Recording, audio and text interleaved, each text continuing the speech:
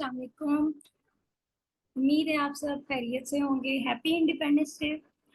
आज हम chapter number 4 की एक्सरसाइज 4.2 को एंड करेंगे इंशाल्लाह। उसके लास्ट क्वेश्चंस करेंगे। लास्ट क्वेश्चंस क्वेश्चन नंबर 6, 7 और 8। क्वेश्चन नंबर 6 है, स्टार्ट करते हैं क्वेश्चन नंबर 6 को। क्वेश्चन नंबर 6 है, list all the non congruent triangles whose sides are of the integers length m n k with m plus n plus k is equal to 60। तो यहाँ पर जो word starting the गई है वो कहा गया है कि list of all non congruent triangles. अच्छा, अब यहाँ पर ये लिस्ट है non triangle non congruent triangles. Congruent triangles और नॉन कॉन्ग्रुएंट ट्रायंगल्स कौन से होते हैं, पहले हम वो डिस्कस करते हैं।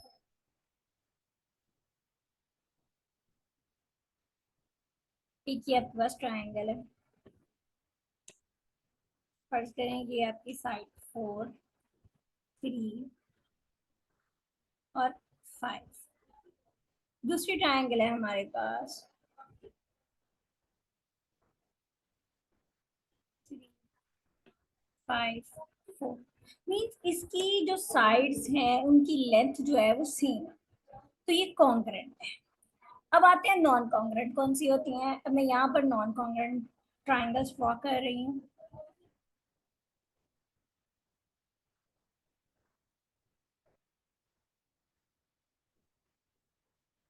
सेम यही वाले ट्रायंगल है। अब ये किसके नॉन कॉन्ग्रुएंट होगी, देखा है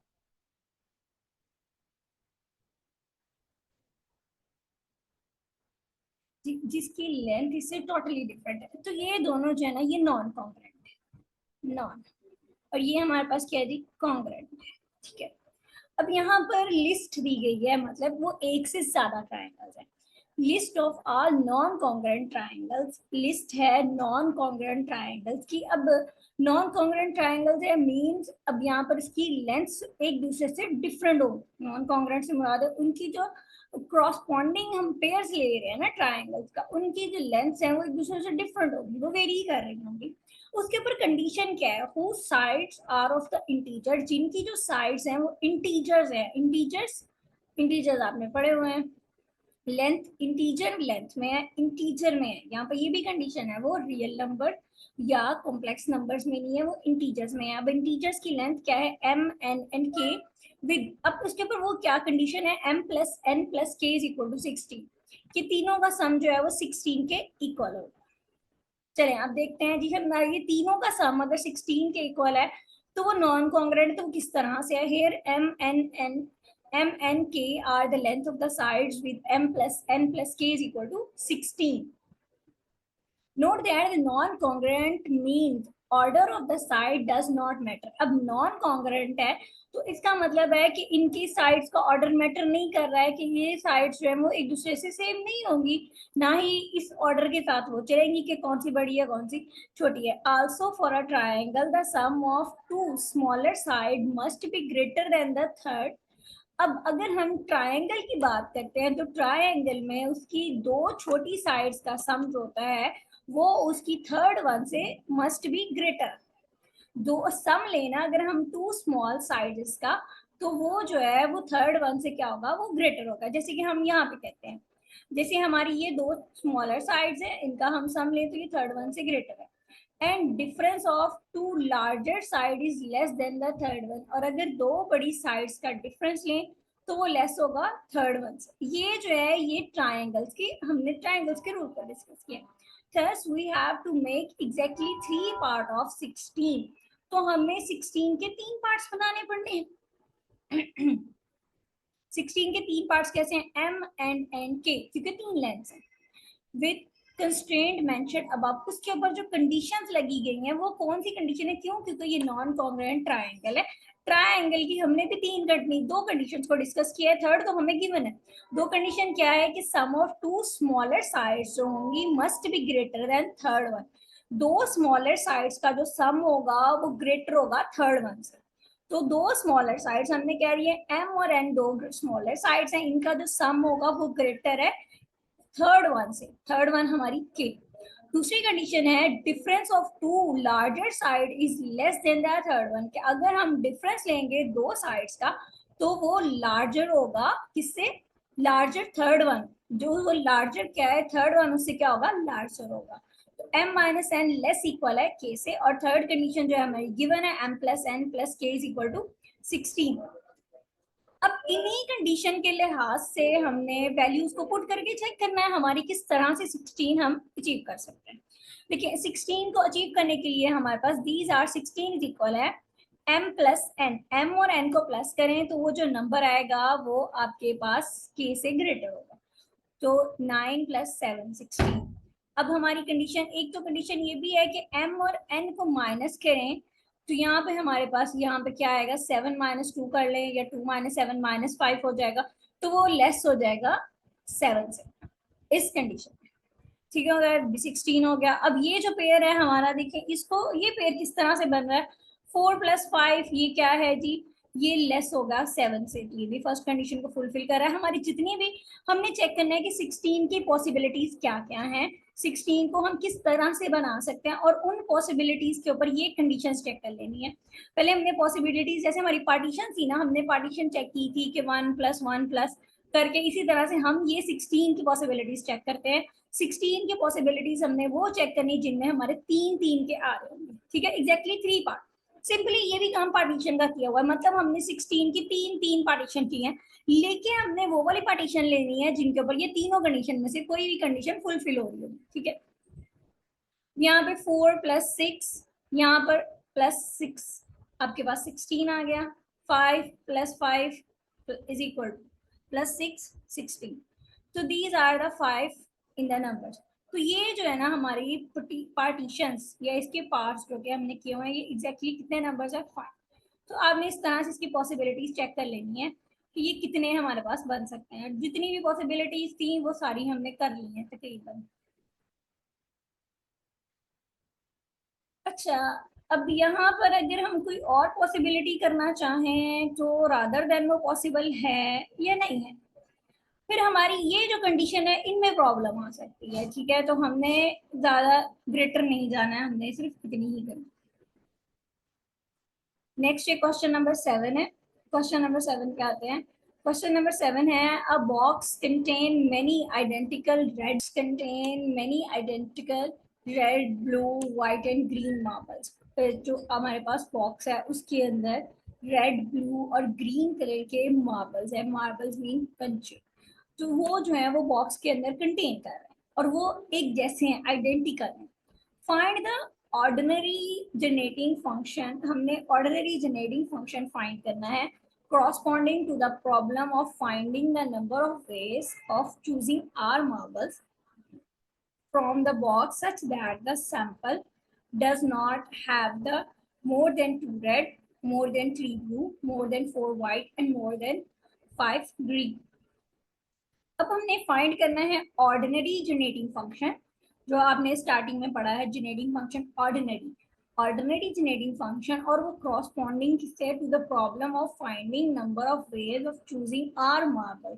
और वो किसके क्रॉसपॉन्ड आ रहा है, वो क्रॉसपॉन्ड आ रहा है हमारे number of choosing marble box में से आर। मतलब कि एट अ टाइम हमने बॉक्स में से आर नंबर मार्बल्स चूज करने हैं, तो अब हमने फाइंड करना है उनका जनरेटिंग फंक्शन, जो ऑर्डिनरी जनरेटिंग फंक्शन है, such that the sample does not, अब जो सैंपल आए हमारे पास, जो हमारे हाथ में मार्बल चूज होने के बाद आएंगे, वो किस तरह, उन पे कंडीशन है कि does not have more than 2 red, उस सैंपल में 2 से ज्यादा रेड नहीं होने चाहिए, मोर देन 3 ब्लू, 3 से ज्यादा ब्लू होने चाहिए, और सॉरी ये डज नॉट सभी के साथ है, does not have more than 2 red, more than 3 blue, more than 4 white and more than 5 green, कि 2 रेड से ज्यादा नहीं होनी चाहिए, 3 ब्लू से ज्यादा नहीं, और 4 व्हाइट से ज्यादा नहीं, और 5 ग्रीन से ज्यादा नहीं चाहिए। इसके जनरेटिंग फंक्शन बनाते हैं।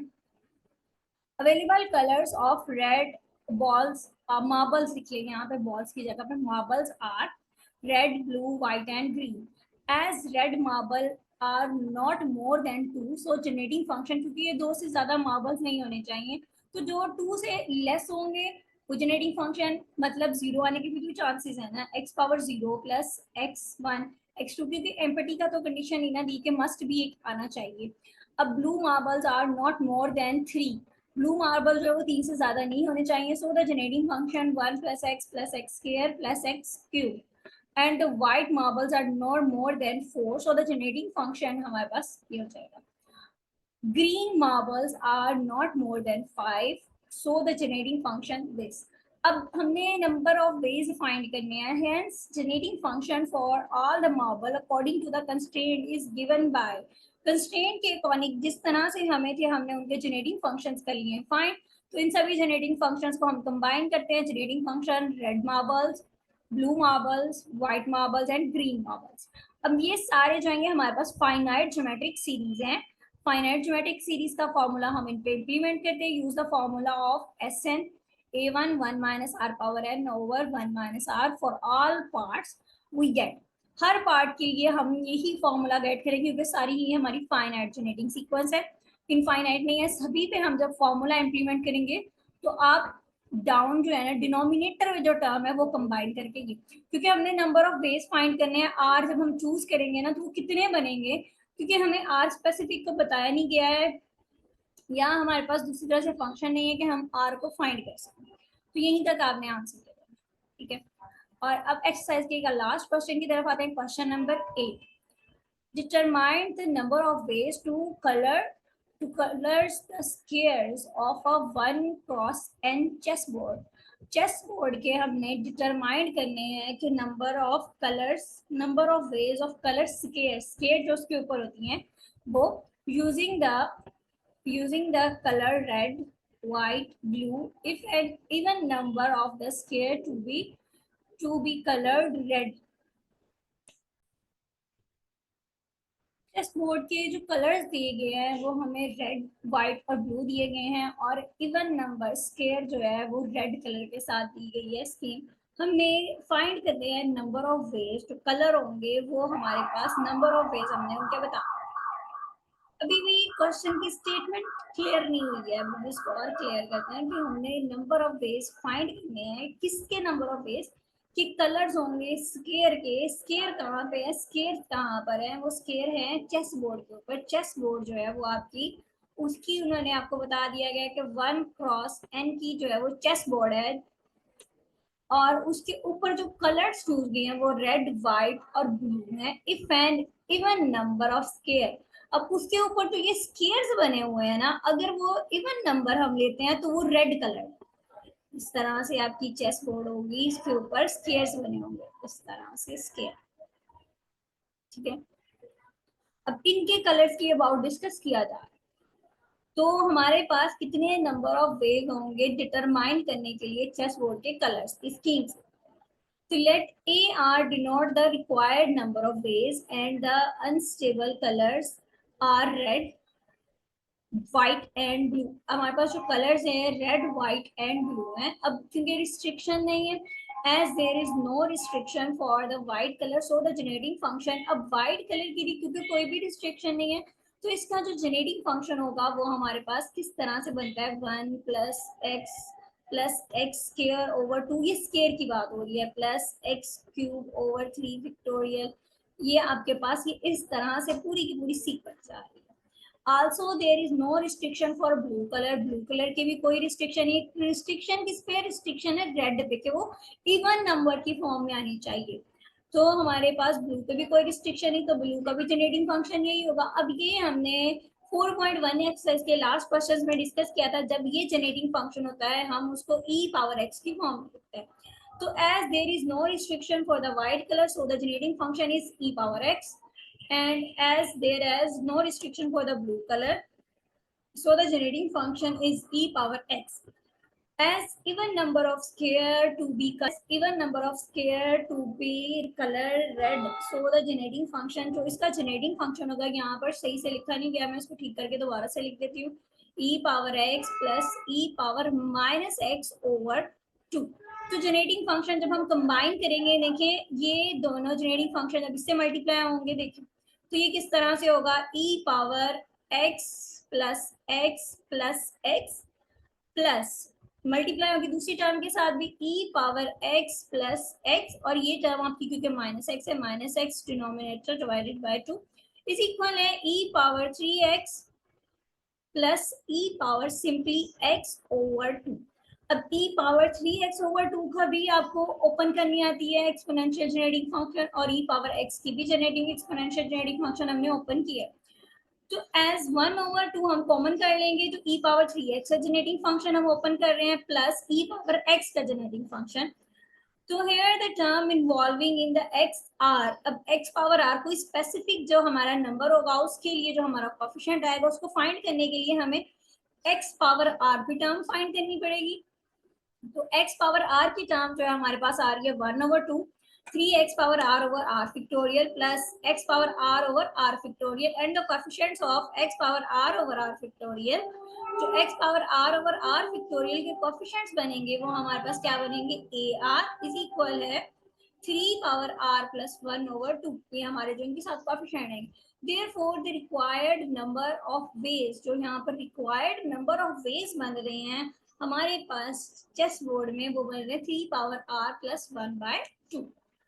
नेक्स्ट लेक्चर में इंशाल्लाह हम 5th चैप्टर स्टार्ट करेंगे और उसके बाद हमारा ये कोर्स कंप्लीट हो जाएगा। फिर इसके एमसीक्यूज करेंगे और पास्ट पेपर्स को डिस्कस करेंगे इंशाल्लाह। अल्लाह हाफ़िज़।